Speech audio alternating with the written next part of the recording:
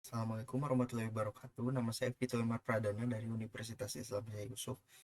Ini saya akan presentasikan tugas EKT 2 Bahasa Indonesia tentang penga- pengaruh game online terhadap komunikasi interpersonal Gen Z.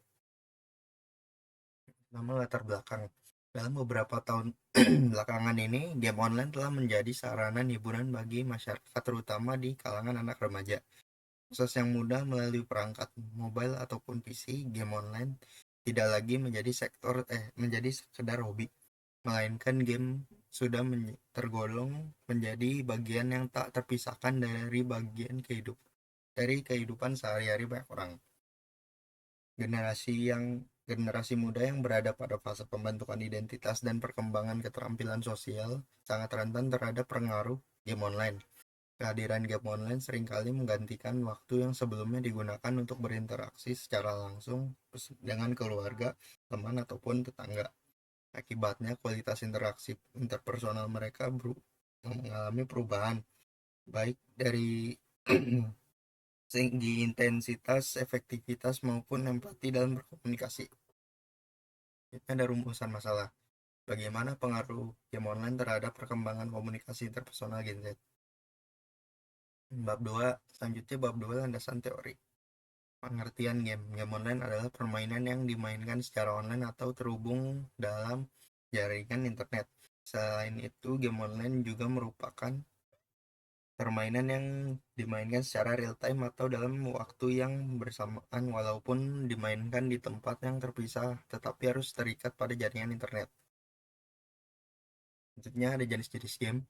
Yang pertama ada massively multiplayer online first person shooter. Yang kedua ada massively multiplayer online real time strategy. Selanjutnya ada massively multiplayer online role playing. Selanjutnya ada cross platform online play. Selanjutnya ada massively multiplayer online browser. Selanjutnya ada simulasi. Yang terakhir ada massively multiplayer online game. Selanjutnya pengertian komunikasi. Komunikasi adalah pengetahuan dan keterampilan yang sangat penting dan bermanfaat bagi kehidupan manusia. Setiap orang memiliki kemampuan untuk berkomunikasi dengan orang lain.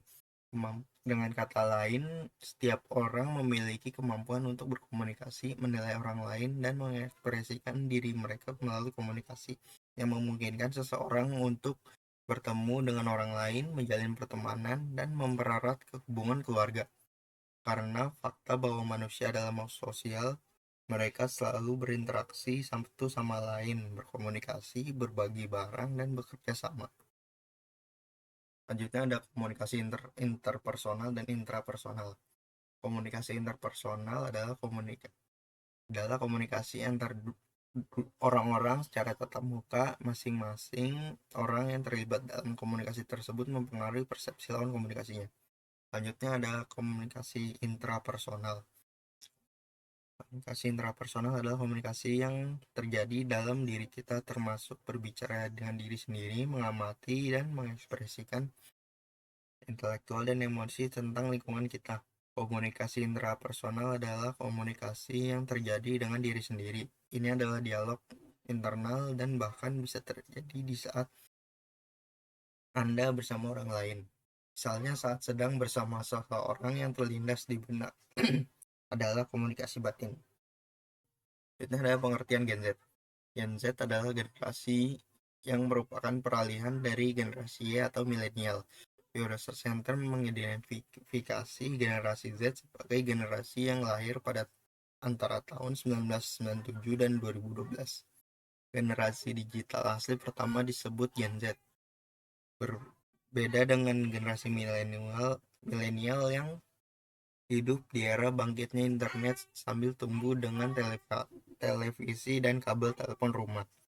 Gen Z lebih dekat dengan kehidupan digital karena mereka sepenuhnya terhubung ke internet. Bab 3 metode penelitian. Jenis penelitian. Penelitian ini menggunakan pendekatan kuantitatif. Isogenus sebagai berikut. Jenis pendekatan penelitian yang menggunakan metode survei dan eksperimen adalah pendekatan kuantitatif. Metode utama yang digunakan yang digunakan adalah survei kuesioner untuk mengidentifikasi pengaruh game online terhadap komunikasi interpersonal Gen Z. Jenis penelitian ini bersikap deskriptif, kuantitatif, dan koresional. Yang populasi dan sampel.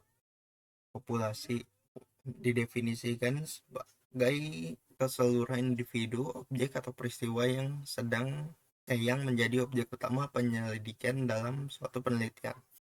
Populasinya bisa sangat luas, mencakup seluruh pelajar di suatu negara, atau sangat spesifik, terdiri dari seluruh pria dewasa berusia 30-40 tahun yang tinggal di suatu kota. Populasi sampel mengacu pada subdivisi populasi yang dipilih untuk tujuan observasi atau penelitian. Pemanfaatan sampel memungkinkan peneliti membuat generalisasi yang lebih efisien dan hemat biaya dari sampel populasi.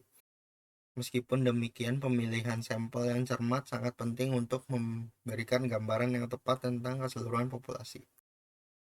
Selanjutnya, teknik pengumpulan data.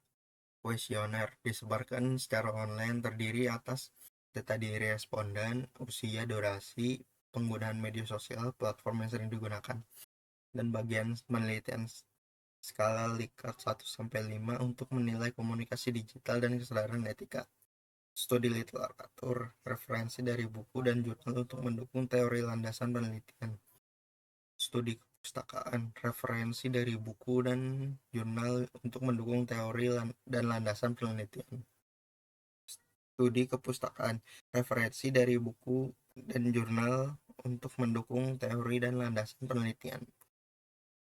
Selanjutnya ada teknik analisis data. Teknik analisis data merupakan tahapan penting dalam penelitian yang bertujuan untuk mengolah, memahami, dan menginterpretasikan data yang telah dikumpulkan. Proses ini dilakukan agar data dapat memberikan gambaran yang jelas, sistematis, dan relevan terhadap masalah yang diteliti. Dalam penelitian ini, teknik analisis data ini adalah statistik untuk data kuantitatif. Pendekatan yang tepat dalam analisis data diharapkan mampu menghasilkan kesimpulan yang akurat dan dapat dipertanggungjawabkan secara ilmiah.